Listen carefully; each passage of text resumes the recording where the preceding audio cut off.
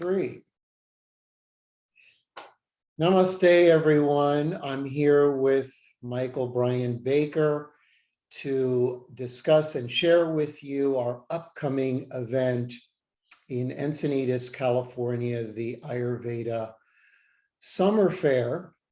It is a first annual event, and Michael so graciously offered his time to share this wonderful work, and very unique, I have to say. I really don't know anybody else that has focused on a very specific aspect of, and a very important aspect of yogic practice, and he is making it a sort of integrative approach. And so I wanted Michael to share with us, a little bit about his background and what brought him into all of this, so you could connect with him as an aspirant, as a spiritualist, as a yogi, and all of the things that have sort of shaped his career now in this healing work for almost 20 years, right, Michael?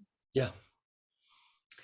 So how did it all, what in a nutshell, I know a little bit about what was going on. There was a trigger that sort of just, it was really a very heart-centered kind of catalyst for you, wasn't it? That opened this realm for you. Undoubtedly, because I'd been, just like many people, looking to achieve, prosper in life and reach my highest potential. And even though it seemed as though within, my life and with my family and friends and business that I had achieved that in some way, there was something missing in my heart, and I couldn't deny that. Mm-hmm. And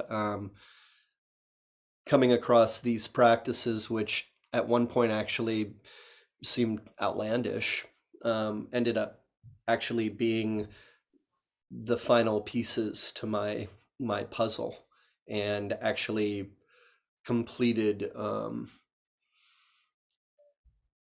completed me in a way that I'd not been able to find in making money or relationship or travel or acquiring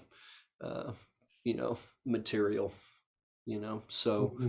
Mm-hmm. so yeah, it was dramatic, and it's and it was so dramatic that I felt everybody everybody deserves to feel this creative and this prosperous, and to do it without the attachment of any type of external influence was pretty profound for me. So Mm-hmm. Mm-hmm.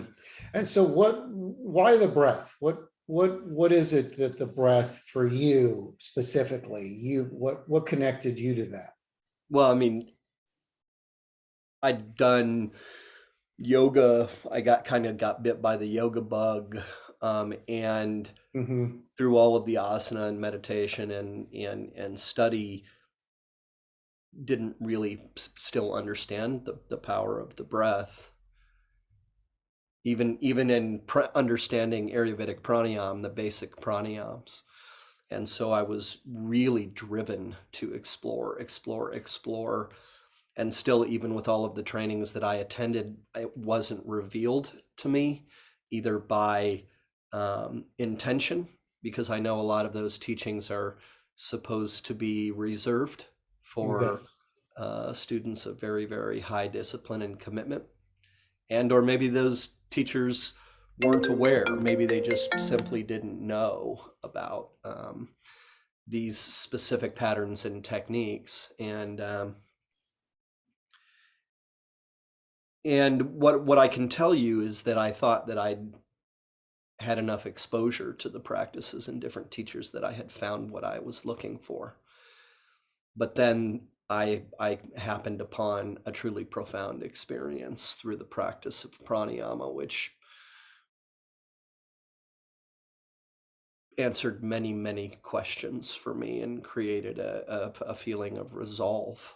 and Mm-hmm. not just resolve around my quest and the practice of understanding Eastern philosophies, but I mean inside my body, my heart, my emotions, my desires, my attachments and expectations basically were gently dissolved and Mm-hmm. laid at the feet of great teachers and masters that um, incredibly by my resignation of pushing and my surrender into these practices, the manifestations within the material world doubled and tripled, meaning like the blessing of relationship, having children, the acquisition of money, and all those things. They became almost a byproduct, but I was no longer attached to that. Mm-hmm. And Mm-hmm. it came through the breath. It Yeah. came directly through the breath. There are many methods, and a blueprint, if you will, Yeah. for an easier way of living in and along with the natural world, Mm-hmm. much like what's driven you with your Ayurvedic practice and the natural herbs and Mm-hmm. simplifying lifestyle and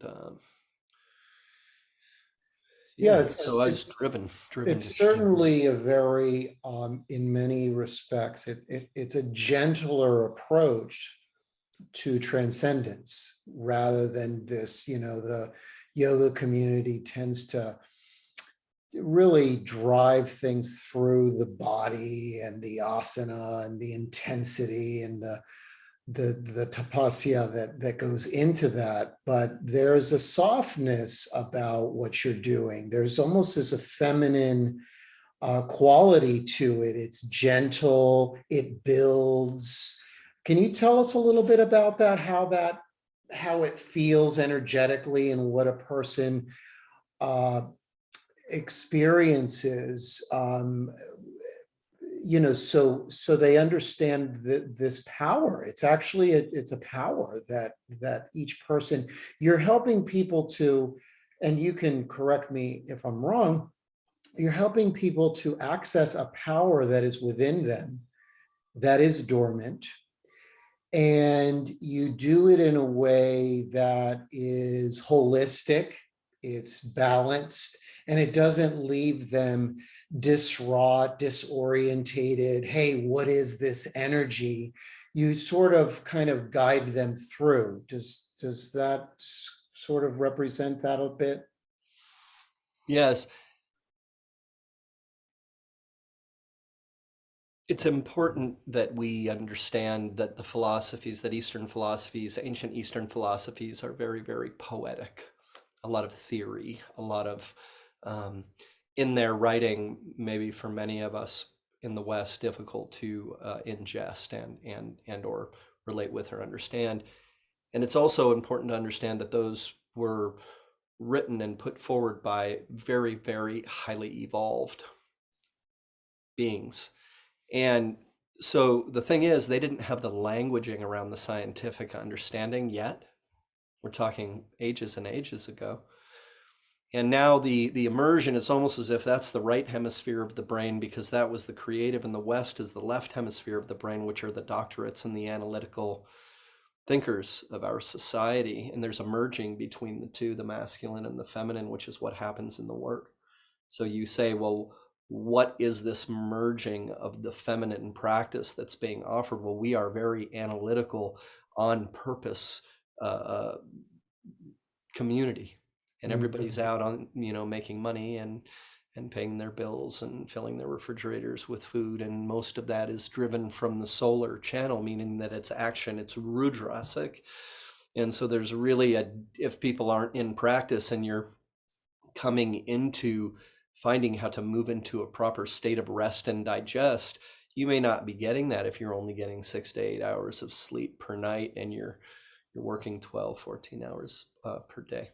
Mhm. So what we're doing is we're using a specific technique which drives heat towards the sacrum, and what it does is it first starts to raise the oxygen levels in the body and drive the acid levels down, and then it is oxygenating the cellular structure and moving through what we call Annamaya kosha, the Manomaya kosha, which is the food body. And what they're saying is the flesh, basically, any of the physical attributes of the body. And then that heat is driven again into the next what we're going to refer to as kosha or shi, this pranamaya kosha, which is the energy center related to the central nervous system. Now we go back into the science. We're stimulating cerebral spinal fluid with heat. It's almost, if you think about heat and water, it creates steam. And so when they talk about driving the serpents up Sushumna, the central channel, towards the bindu and or the Brahmanic suture at the top of the head and the liberation of the soul. Now, again, this is the right hemisphere, the Eastern philosophy. What they're saying is we're stimulating cerebral spinal fluid to raise the frequency within the physical body. And because the physical body is dictated by gravity, meaning it's very dense and heavy and still kind of matter, that when we feel our energy increase, which by the way is completely human, it's just that a lot of people don't ever experience it. They would never come across it. Yeah. That the experience of that is what you, yes, would refer to as ascension.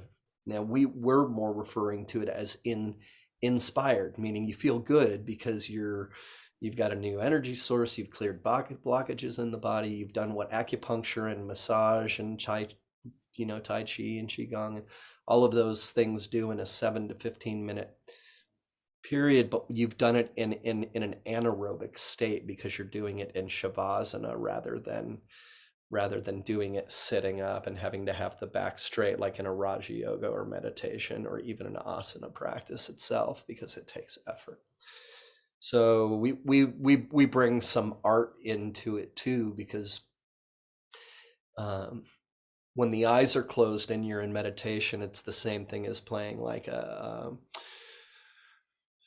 to have a music in the back or a frequency to kind of take you out of the left hemisphere. We're creating these kind of multi-sensory experiences, but it's not utilizing the eyes. So the hearing and the smell and taste and awareness are increased, and it tends to be a very beautiful experience for people who are either just coming in to explore a lot of this work, or if they've actually been doing yoga for 20 or 30 years but never actually experienced what would be referred to as a state of just being without thought, just the pure state of being. Yes. No, this is wonderful. And I have to say that, I've brought this up in other interviews with our presenters, is that if you look at the themes of what we're offering here as part of, keep in mind, this is an Ayurveda fair, right? It's we're trying to promote the importance of Ayurveda. There aren't lectures on herbs. There aren't cooking classes. There's none of this going on. The whole theme of the work that we're all presenting here is energy, and everyone is working with energy in a different way. And I want people to understand that there are many different ways to transform your energy.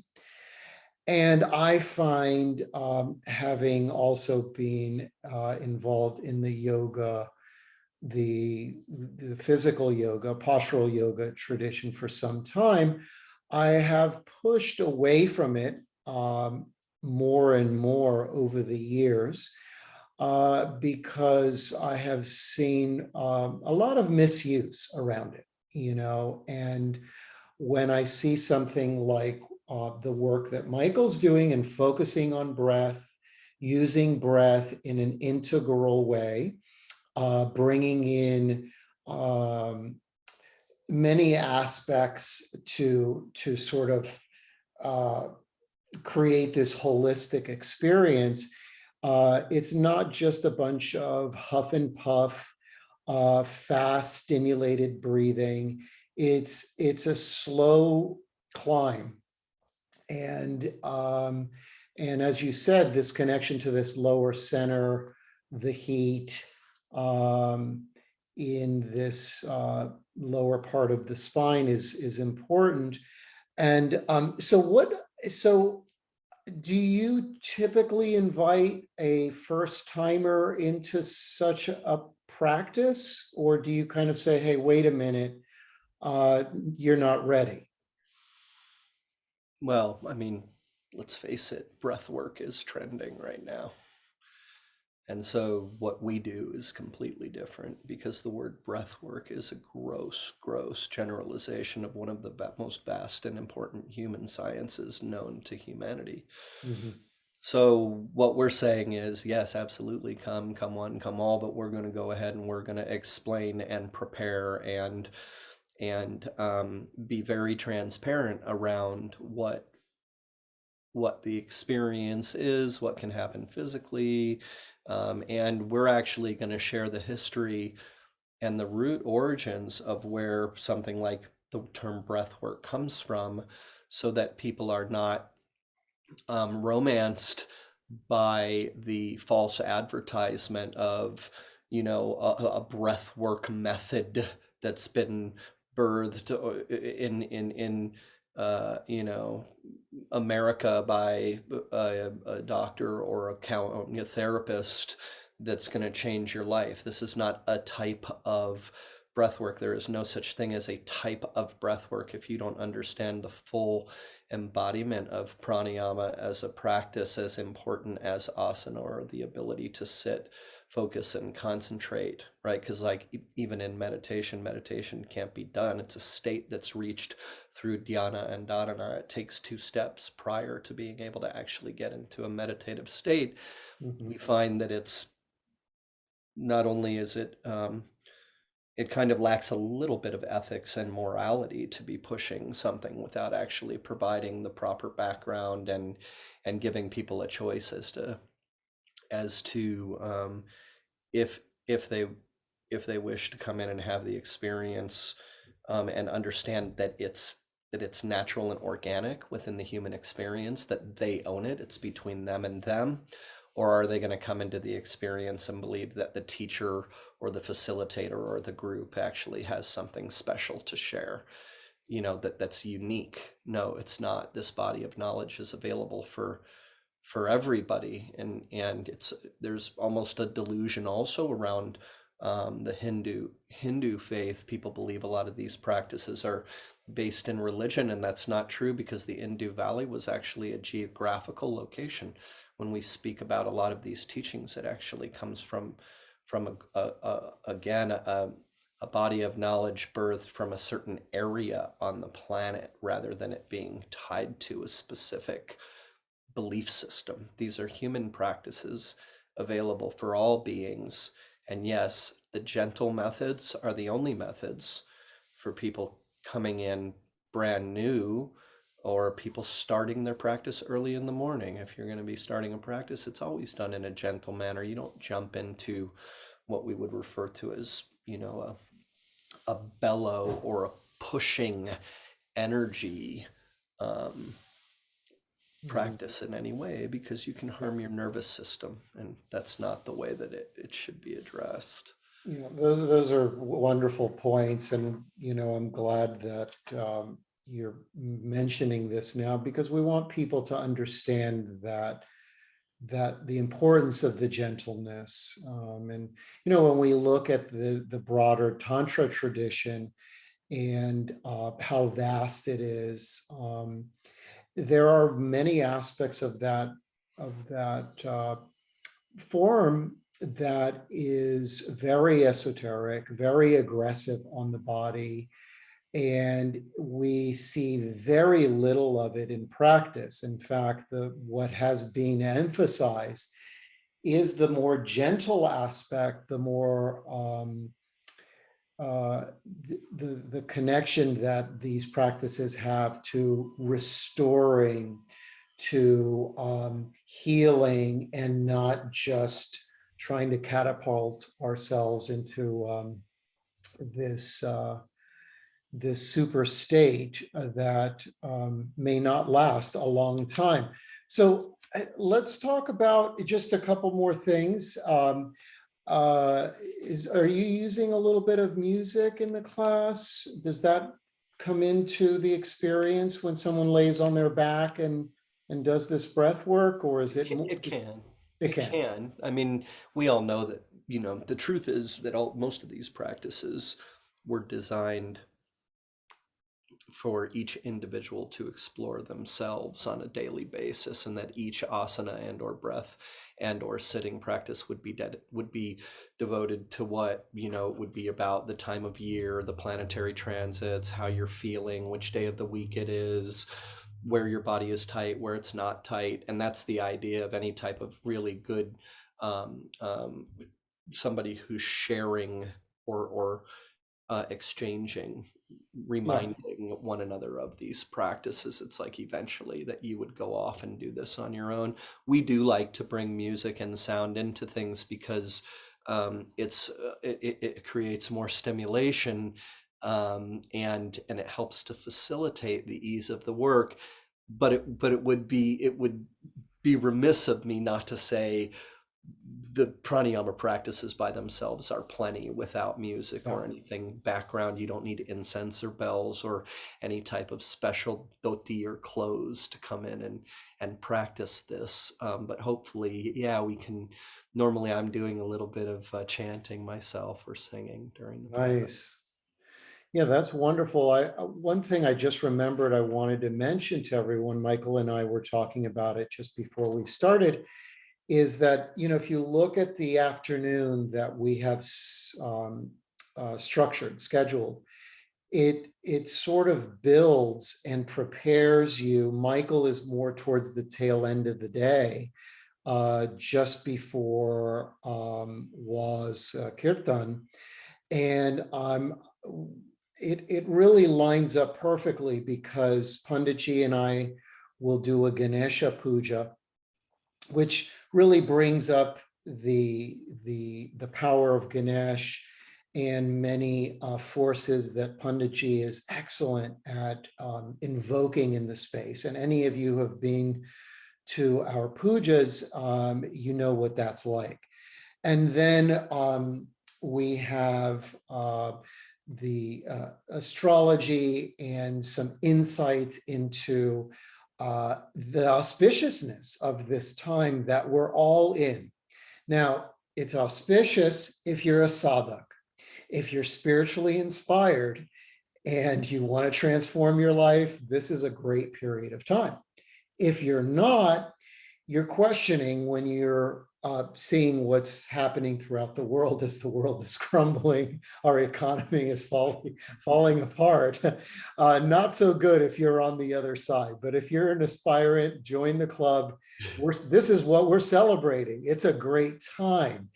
And then Brahman Kiri is going to do a Devi Puja and a Diksha to Narayani Lakshmi. And there's a beautiful, beautiful ritual that she brings in. And then this takes us into Michael's work and then into the kirtan.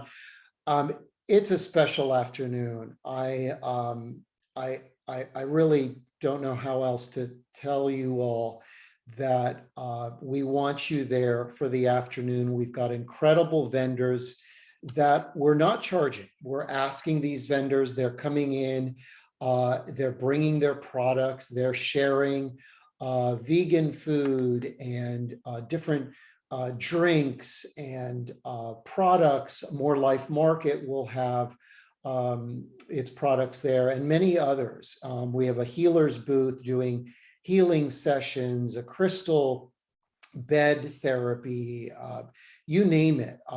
So it's a really, it's like a little mini festival here in Encinitas, and the courtyard is a really lovely environment that we have that we're taking advantage of. So, any last thoughts, Michael? Anything that comes to mind about coming together for this event and And anything? Well, I mean, thank you for working so hard to put this together and make the offer, and obviously including us. I think the last thing that I want to say is um, one of the things that affects me most in my own commitment to my practice. It's not just about discipline and kind of to stay in it, to keep a solid practice going, but the idea of being able to work through an actual sadhana, like a day-long sadhana that opens with the remover of obstacles, that goes through the alchemy of transits, that goes through kind of the process that would lead one to heart opening, and then going into Brahmanic Nada yoga, which is bhajan, the second method of awakening as defined by Swami Satyananda Saraswati. That this opportunity is actually at just one day, the amount of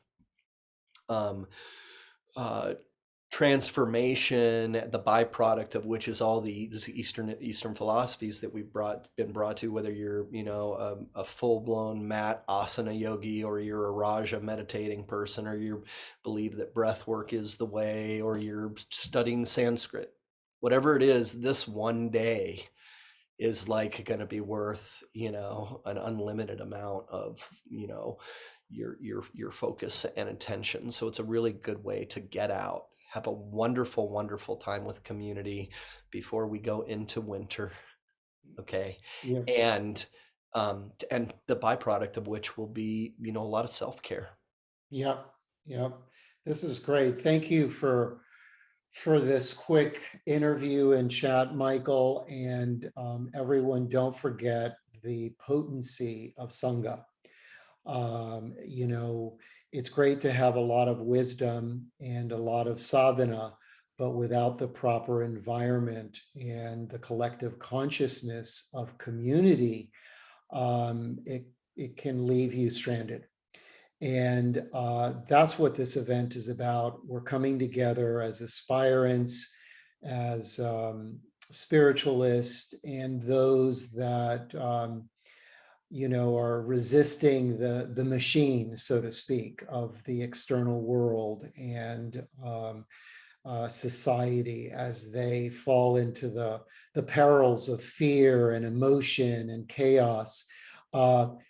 Here it is. Sangha is your cornerstone. Sangha is what anchors you and connects you and keeps you connected to this universal intelligence that we are just enthralled by and in love with. So namaste and pranams to Michael.